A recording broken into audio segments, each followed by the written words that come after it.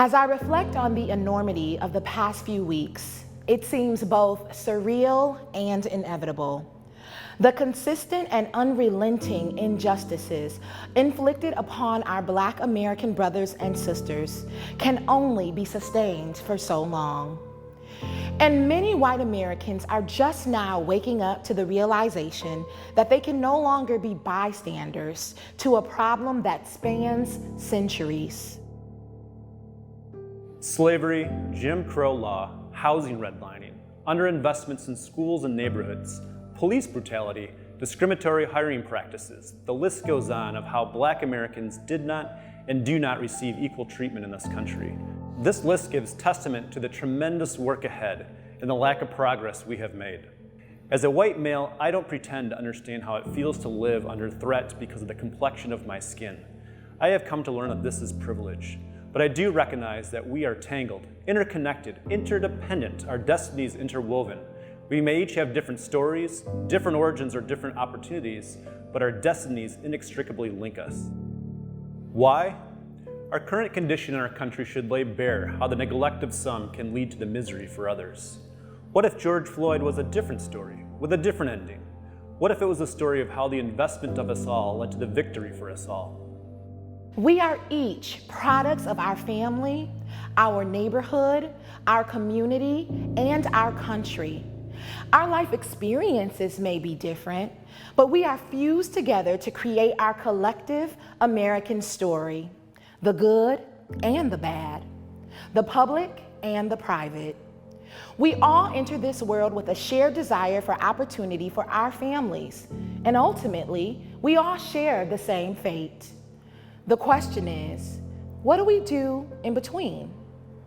For our community to truly thrive, we must appreciate how the young boy growing up in the heart of Boston Square has as much potential as the boy in Forest Hills. Yet the options afforded to each are worlds away. We can do better, together, as Americans.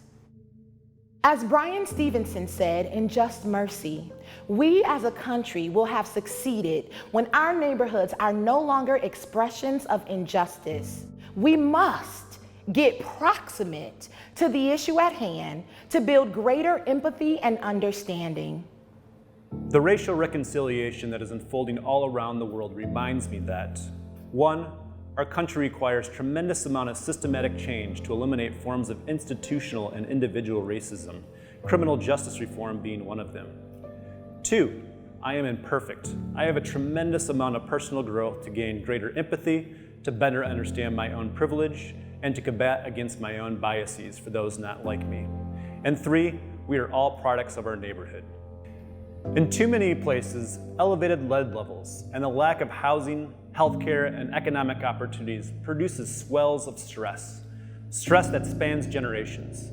This should be a reminder that festering wounds in our community will eventually impact us all. We can solve this. It is messy, but we can only untangle these challenges by appreciating our need to work together. We are all grasping at the same tangled string.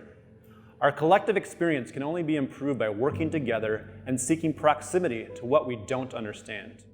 As an imperfect person, I will do my part.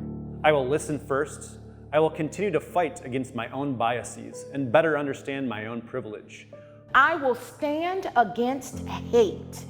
I will fight for a more just society.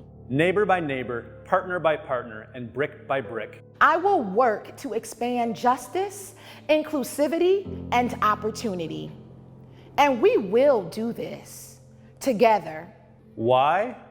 Because Black lives matter.